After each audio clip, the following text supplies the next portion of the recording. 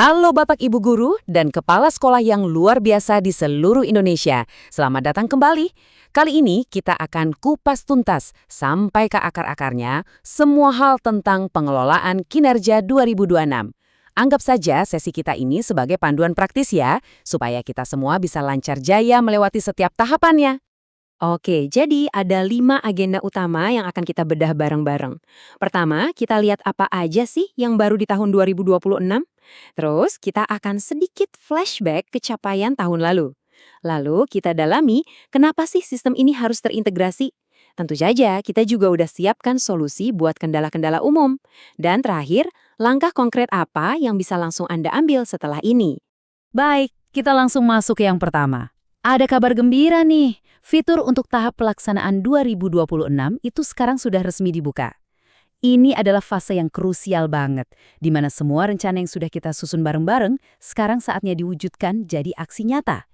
Nah, pertanyaannya sekarang buat kita semua, apakah Bapak, Ibu, dan seluruh tim di sekolah sudah siap? Momen ini adalah garis start kita bersama untuk memulai siklus yang baru. Ingat, ini bukan cuma soal administrasi ya, tapi ini tentang pengembangan diri kita dan yang paling utama, peningkatan kualitas belajar buat anak-anak didik kita. Nah, ini informasi yang super penting untuk dicatat. Ternyata ada sedikit perbedaan akses. Jadi untuk Bapak dan Ibu guru, kepala sekolah, dan pengawas sekolah, fitur pelaksanaannya sudah terbuka penuh. Artinya Anda bisa langsung tancap gas sampai ke tahap penyelesaian. Tapi ada catatan khusus nih untuk rekan-rekan kita guru pendidikan khusus atau GPK. Untuk saat ini, fiturnya dibuka bertahap, baru sampai di pengisian formulir diskusi persiapan. Jadi tolong diperhatikan ya. Oke, sekarang kita coba tengok ke belakang sejenak. Apa aja sih pencapaian kita semua di tahun 2025 kemarin?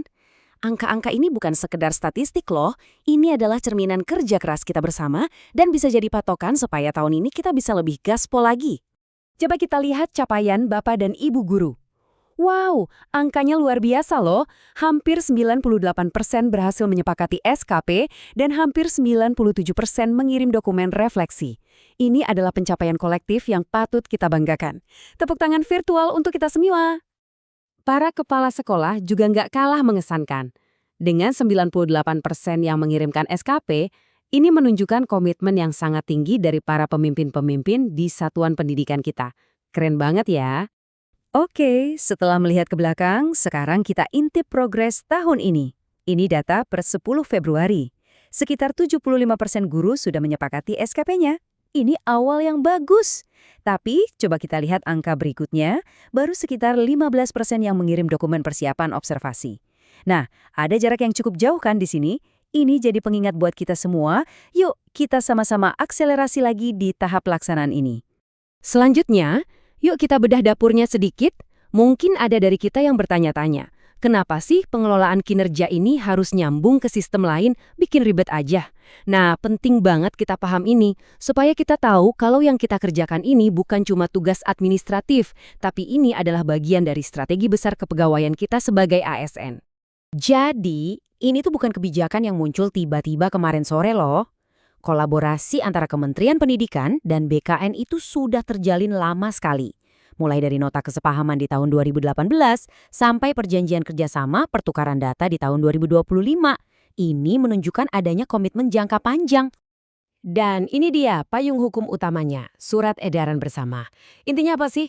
Gampangnya, surat ini secara resmi bilang kalau data pengelolaan kinerja kita di platform JTK itu wajib sinkron dengan data di e-kinerja BKN. Jadi, setiap yang kita isi itu benar-benar terhubung langsung ke sistem kepegawaian nasional kita.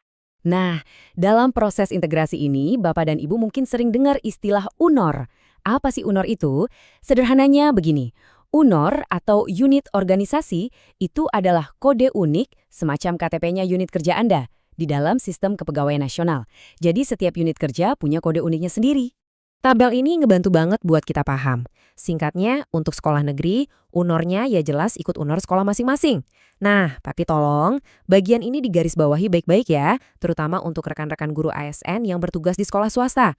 UNOR Anda itu bukan di sekolah tempat Anda mengajar, melainkan numpang di dalam unit organisasi Kepala Dinas Pendidikan. Ini detail teknis yang krusial sekali untuk diingat. Nah, sekarang kita masuk ke bagian yang mungkin paling ditunggu-tunggu nih, sesi problem solving. Kita tahu ya, kadang dalam prosesnya ada aja kendalanya.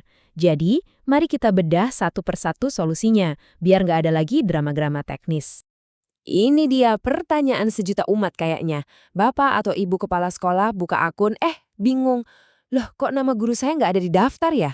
Jangan panik, ini ada solusinya. Oke, ada 3 hal yang bisa langsung dicek. Pertama, yang paling dasar, pastikan guru yang bersangkutan memang udah selesai mengisi perencanaannya. Kedua, dan ini nih yang paling sering jadi biang keroknya, pastikan si guru sudah klik tombol konfirmasi data atasan di akunnya. Terakhir, coba dipantau statusnya jangan sampai ada yang nyangkut. Masalah berikutnya yang juga sering muncul, kepala sekolah atau PLT login, tapi kok nama sekolahnya nggak ada. Tenang, ini juga ada solusinya. Biasanya ada beberapa kemungkinan. Pertama, bisa jadi belum ada satu guru pun di sekolah itu yang selesai mengisi perencanaan. Kedua, khusus untuk PLT, coba dicek lagi apakah data di Dapodik sudah terupdate dan sudah disinkronisasi. Dan ketiga, ini penting banget untuk sekolah swasta, pastikan unit organisasinya diisi Dinas Pendidikan dan Kebudayaan ya, bukan nama sekolah Anda. Oke, sip. Kita udah paham sistemnya, udah tahu juga cara mengatasi masalahnya. Sekarang bagian terakhir dan yang paling penting. Jadi, apa nih yang harus segera kita lakukan? Mari kita catat sama-sama ya, aksi dan tenggat waktunya. Bapak dan Ibu, jangan lupa ya, manfaatkan alat bantu yang sudah disiapkan. Laman pemantauan kinerja ini ibaratnya dashboard pribadi Anda. Dari sini, Anda bisa lihat secara real time siapa yang sudah beres, siapa yang masih butuh bantuan.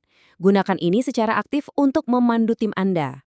Nah, ini pesan khusus untuk rekan-rekan PIC dan dari Dinas Pendidikan. Mohon bantuannya untuk terus mengingatkan para kepala sekolah. Dan yang paling mendesak sekarang adalah pendataan ulang PIC. Tolong catat tanggalnya. PIC UPT paling lambat tanggal 18 Februari dan PIC Dinas paling lambat 20 Februari. Mohon jangan sampai terlewat ya. Dan ingat, kalau Anda masih punya pertanyaan atau ketemu kendala lain, jangan pernah merasa sendirian. Pusat informasi di ruang GTK itu seperti perpustakaan digital Anda. Di sana ada puluhan artikel panduan yang siap membantu. Dari masalah yang umum sampai yang teknis banget, semuanya lengkap di sana. Kutipan di layar ini benar-benar merangkum semangat di balik semua ini ya. Seluruh proses ini adalah bukti nyata kerjasama yang konsisten antara Kemendikdasmen dan BKN untuk satu tujuan yang sama, mendukung transformasi pendidikan kita. Sebagai penutup, mari kita kembali ke jantung dari semua ini. Jauh dari sekedar urusan administrasi dan klik sana-sini, pertanyaan reflektif untuk kita semua adalah bagaimana proses ini bisa benar-benar mengubah cara kita mengajar dan pada akhirnya mentransformasi kualitas pembelajaran di dalam kelas kita. Itulah tujuan akhir yang sesungguhnya. Terima kasih banyak atas perhatian Bapak dan Ibu semua.